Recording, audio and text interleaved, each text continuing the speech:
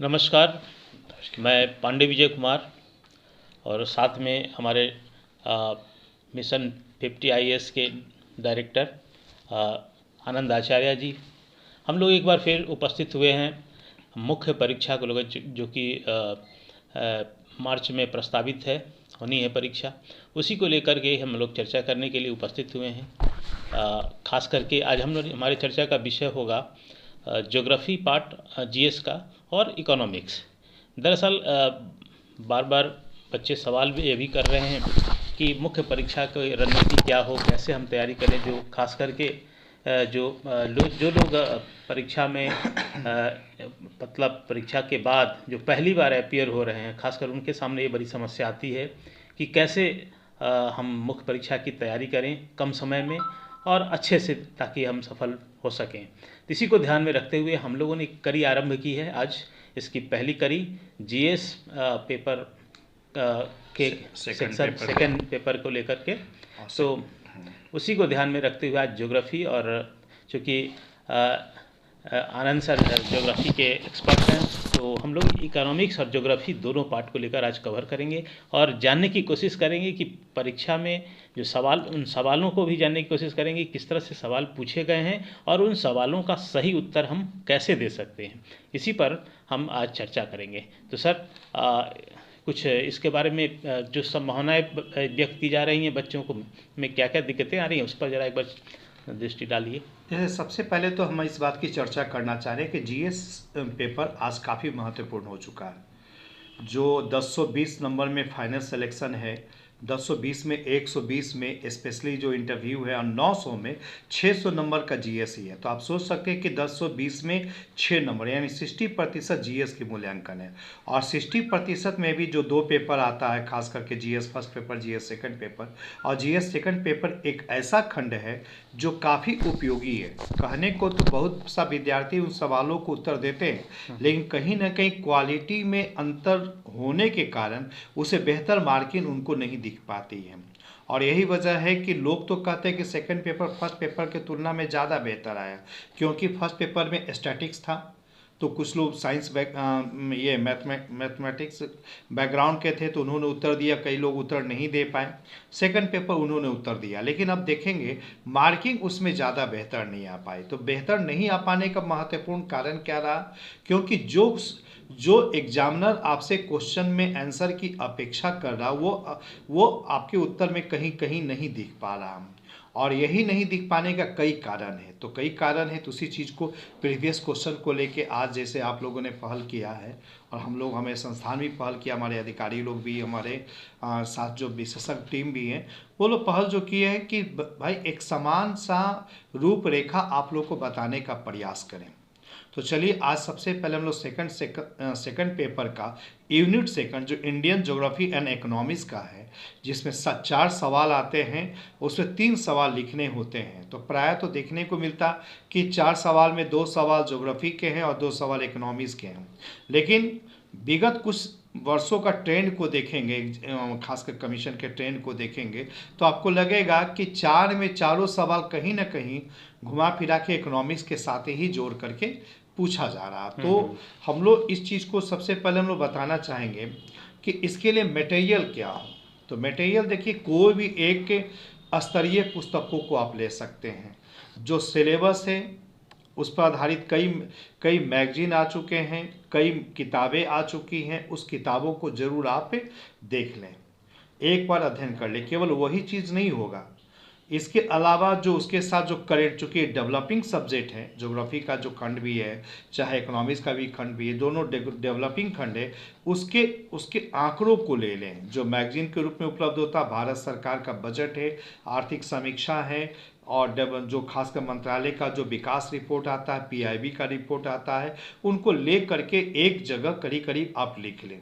तो सर इसमें एक सवाल ये जो अक्सर छात्र पूछते हैं, खास करके जो पहली बार क्वालिफाई कर रहे हैं और जिन्होंने ज्योग्राफी से अभी इनका कोई नाता नहीं है, वो चाहते हैं कि हमें एक बेसिक जानकारी मिले ज्योग्राफी की, ताकि हम प्रश्नों का सही हल कर सकें। तो बेसिक जानकारी के लिए कौन सा पुस्तक आप सजेस्ट करेंगे? नहीं, देखिए उसमें तो एक चीज़ हम कहना चाहेंगे कि जो पीटी निकाल लिए हैं उनको तो बेसिक जानकारी है ही। अब जो मुख्य परीक्षा है तो उनको तो आंसर का तरीका को जानना ज़्यादा जरूरी है। और बेसिक जो पुस्तक के रूप में है तो अब एक पुस्तक नहीं, कई स्पेशलाइज है। भारत का भूगोल आ चुका है, बिहार का भूगोल, मेरी स्वयं किताब है बिहार का भूगोल प्रतियोगिता संदर्भ से जो मेरी पुस्तक है। दूसरी किताब भारत का भूगोल को भी मैं लगभग अंतिम स्तर पर ले आया हूँ, और इस बार लगभग जनवरी में हम खरमास के बाद उसको लॉन्च भी कर देंगे। तो एक किताबें हमारे बेसिक के लिए तो काफ़ी महत्वपूर्ण होगी। तो इसके अलावा बाजार में भी कई पुस्तकें हैं, ठीक है। तो मेरा कहना है कि आप कोई भी एक पुस्तक को ले ले और कुछ पेज को ले ले, चैप्टर वाइज मेन पॉइंट को लिख लिए, कॉन्सेप्ट को दिमाग में रखें और पॉइंट्स को आप लिखते हैं। इसके बाद जो कहीं ना कहीं जो टेस्ट सीरीज चलता है, कई जो संस्थान में जो पढ़ रहे हैं उनके जो पूछे गए प्रश्न हैं उनको लेकर के आप उसी मैटर के आधार पर लिखने का अभ्यास करें। हाँ, तो आपकी मार्किंग बेहतर हो सकती है। जैसे कुछ प्रश्न के साथ जुड़ना ज़्यादा बेहतर होगा। हम तो चाहेंगे कि जैसे देखिए ज्योग्राफी इकोनॉमिक्स को लेकर के कई स्तरीय पुस्तकें बाजार में अभी उपलब्ध हैं। विभिन्न कोचिंग संस्थानों का भी, हमारे संस्थान का भी बाजार में मटेरियल उपलब्ध है। लेकिन अपडेट मटेरियल जो होगा वो करंट में जो लिखाया जाएगा, प्रीवियस जो मटेरियल जो होगा, जो पिछले साल तो खैर कोरोना का ही टाइम था, लेकिन 64वीं के लिए जो लिखाया गया वो बाजार में आपको सर्वत्र देखने को मिलेगा। तो मटेरियल को आप ले लीजिए, एक बार उसको पढ़ लीजिए, एक समान सा व्यू को डेवलप कर लीजिए। उसके बाद प्रश्नों के साथ अपने आप को रूबरू करने का प्रयास करें कि जिस प्रकार प्रश्न, यदि मैं नाम पूछ रहा हूँ या विशेषताएं पूछ रहा हूँ तो आपको विशेषता ही बतानी है, उसकी पूरी घटनाक्रम को नहीं बतानी है। तो जो पूछे गए प्रश्न हैं, जो पूछे गए जो वक्तव्य हैं, उन्हीं चीज़ों को लेकर के आपको उत्तर देने का प्रयास करनी चाहिए। तो कुछ सवाल के साथ आप जुड़े तो ज़्यादा बेहतर होगा, हम बताएंगे। ऐसे बातें तो परामर्श तो हर कोई देता है, लेकिन हम लोग चाहते हैं कि आपको प्रैक्टिकल परामर्श दिया जाए, ताकि आप प्रश्नों को देखकर, हम लोग कुछ प्रश्न ऐसे रखेंगे आपके सामने और उस प्रश्नों का जवाब कैसे हम दें उसके बारे में हम चर्चा करेंगे, ठीक है। तो जैसे सर एक सवाल जो पिछले 65वीं का था, 65वीं मुख्य परीक्षा में जो जीएस सेकेंड पेपर में जो ज्योग्राफी से सवाल थे उस पर हम ये कर रहे हैं। ये सवाल था सर, भारतीय कृषि में 1991 से समृद्धि और उत्पादकता की प्रवृत्तियों की व्याख्या कीजिए। बिहार में कृषि उत्पादन और उसकी उत्पादकता को बढ़ाने के लिए क्या व्यावहारिक उपाय किए जाने चाहिए, ये सवाल एक था। हाँ देखिए, इसी सवाल पर सबसे पहले हम चर्चा करना चाहेंगे। देखिए जैसा कि हम लोग मानते हैं कि 3 घंटा में 3000 वर्ड को लिखा जाना चाहिए। अगर यूपीएससी को छोड़ दे कि 3 घंटा में वो 4000 स्पेशली वर्ड पूछता है, लेकिन चूँकि सभी प्रश्न कंपलसरी होने के कारण सभी लोग उसको लिख नहीं पाते हैं। तो हम लोग एवरेज जो अपेक्षा होती है 3 घंटा में 3000, उस आधार पर हम लोग देखते हैं। तो ये क्वेश्चन यानी प्रति क्वेश्चन 350 शब्द से लेकर के लगभग 450 शब्दों में लिखा जाना चाहिए। इसके 2 खंड हैं, ध्यान में रखेंगे। इसके 2 खंड आते हैं। एक खंड तो स्पेशली जो पूछा जाता है 2 पैरा में, भारतीय कृषि में 1991 से समृद्धि उत्पादकता की प्रवृत्तियों की व्याख्या कीजिए।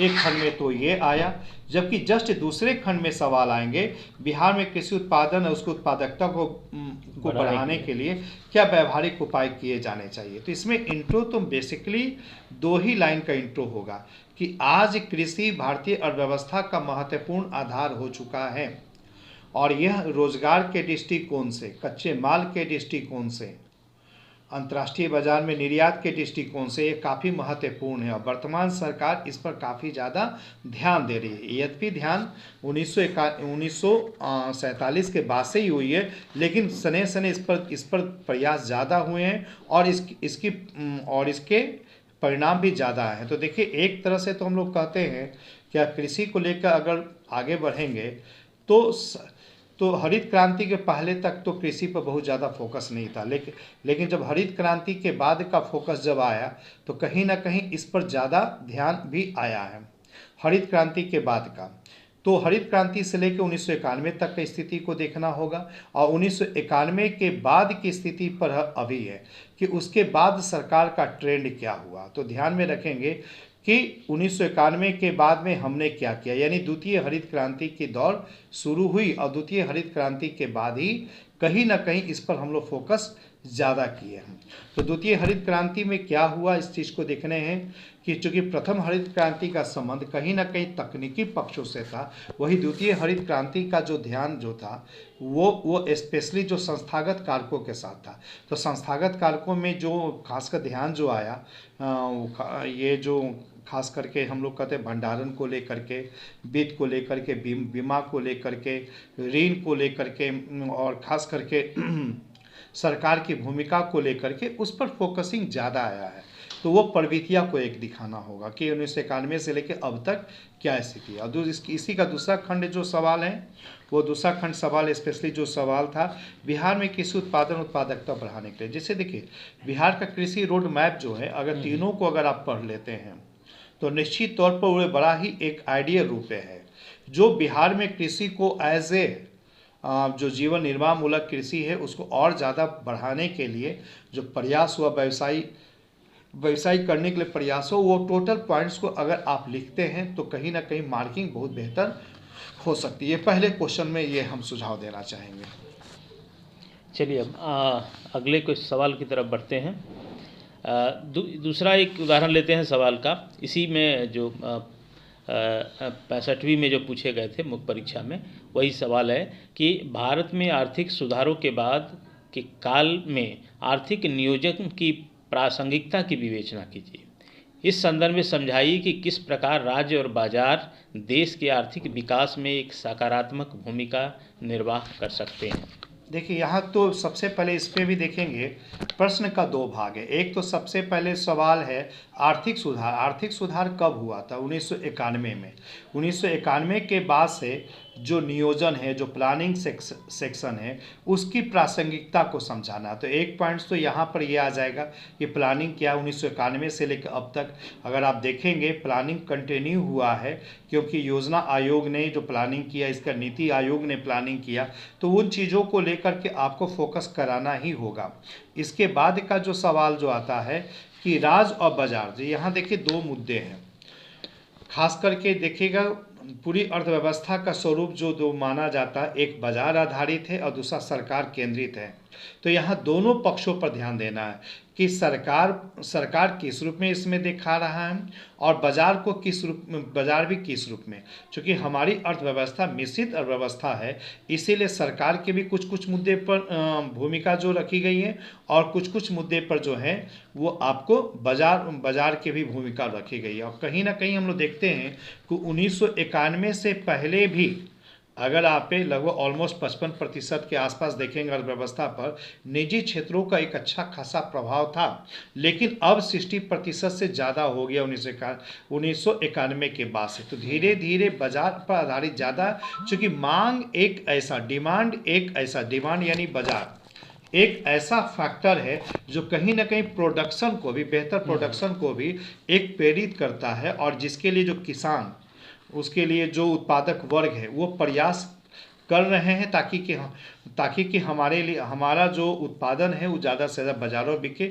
दूसरी महत्वपूर्ण चीज़ है कि अब ग्लोबल इकोनॉमी हो जाने के बाद और WTO को प्रभावी हो जाने के बाद हमारे उत्पाद जो हैं कहीं ना कहीं अंतर्राष्ट्रीय स्तर पर बिक रहे हैं, तो बाजार काफ़ी महत्वपूर्ण भूमिका निभा रहा है। तो ये चीज़ों को हम लोग यहाँ पर फोकस कर सकते, इससे तो पॉइंट ढूंढना होगा। और हमने इस सवालों का कहीं ना कहीं हमने इस बार क्लास में मैंने लिखा भी दिया है इसके आंसर को।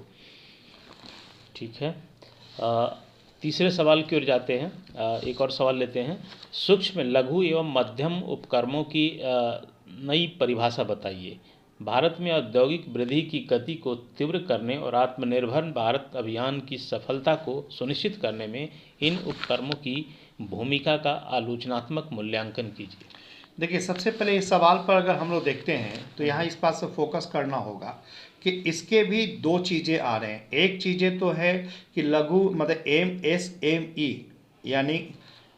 यानी micro small and medium enterprises का जो है उसकी नई परिभाषा क्या है, तो एक फोकस तो उस पर है।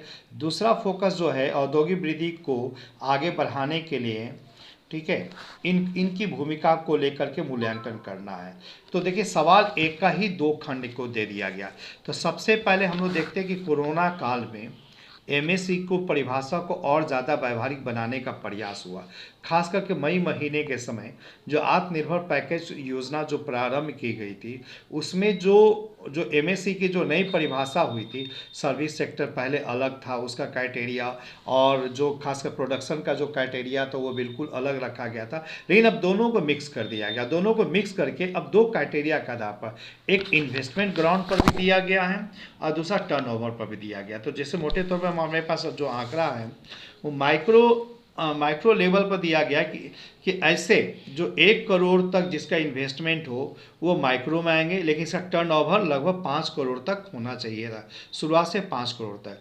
दूसरा टर्नओवर दूसरा जो है स्मॉल का है, उसमें इन्वेस्टमेंट पॉइंट 1 से 10 करोड़ तक का है, लेकिन टर्नओवर है 5 से लेके 50 करोड़ तक का। वही मिडिल का जो दिया गया है 10 से 20 करोड़ तक इन्वेस्टमेंट है, लेकिन टर्नओवर है 50 से 100 करोड़। और इसी चीज़ को जो 100 करोड़ से जब आगे बढ़ जाएंगे वो आपका बृहद उद्योग के श्रेणी में आ जाएगा, इन्वेस्टमेंट 20 करोड़ से अगर ऊपर आता। तो यहाँ पर हमें इस बात को ध्यान, ये नई परिभाषा थी, खास करके कोरोना काल में जो अर्थव्यवस्था काफ़ी हद तक कमज़ोर हो चुकी थी, उसको फिर से आगे बढ़ाने के लिए एक प्रयास था। तो चलिए ये पॉइंट्स तो ने परिभाषा का तरफ बताया, लेकिन इसमें एक चीज़ को ध्यान में रखना होगा कि यह जो एमएसएमई ये कच्चे माल को तैयार करते हैं, रोज़गार को तैयार करते हैं, रोज़गार को क्रिएट करते हैं, कच्चे माल को देते हैं। इसके अलावा देखेंगे एक माहौल बनाने का प्रयास होता है, लोग वर्किंग एफिशिएंसी बढ़ती है, और जब डिमांड होता है तो कहीं ना कहीं अंतर्राष्ट्रीय स्तर पर विदेशों से हम अच्छे मशीनरी भी ला सकते हैं। तो ये इसकी भूमिका काफ़ी महत्वपूर्ण है, और लगभग सरकार ने मानी भी कि 45 लाख एमएसएमई हैं। तो ये जो 45 लाख जो एमएसएमई है और रोज़गार के स्तर पर चल जाए तो करोड़ों का स्तर पर, तो जब ये सेक्टर जब सुधरेगा तो हमारे यहाँ रोज़गार के अवसर काफ़ी हद तक बढ़ने की पूर्ण संभावना हो सकती है। तो उसी चीज़ों को लेकर क्या कमियां हैं, क्या पॉजिटिव चीज़ें हो सकती है, लास्ट में एक निष्कर्ष के तौर पर लिखा जाना चाहिए। ठीक है, तो लास्ट सवाल पूछ लीजिए। एक इसका जो है ज्योग्राफी खंड का हम एक आखिरी सवाल लेते हैं। बिहार के तीव्र आर्थिक विकास में मुख्य बाधाएं क्या हैं? इन बाधाओं को किस प्रकार दूर किया जा सकता है? देखिए, इसमें एक चीज़ को ध्यान रखना पड़ेगा, ये सवाल काफ़ी हद तक विचारात्मक सवाल है, और इस विचारात्मक सवालों पर कई तथ्य आते हैं। तो पॉइंट्स तो फुर्सत के क्षणों में जब पॉइंट्स चुनेंगे तो काफ़ी ज़्यादा इसके पॉइंट्स आएंगे, लेकिन फिर भी एक समान स्तर पर देख सकते हैं कि आर्थिक विकास पर जो विशेषज्ञ लोग अपनी चर्चा जो अपने किए हैं, खास करके हम जल सेक्टर को लेकर के आगे बढ़ा सकते हैं, कानून व्यवस्था पर हमें वर्क करना होगा। इसके अलावा हमें अंतर्राष्ट्रीय बाज़ार तक पहुंचने की कोशिश भी है, साथ ही साथ घरेलू बाज़ार को भी इस ओर ले करके जोड़ने की कोशिश हो सकती है। तो ये पहलू है।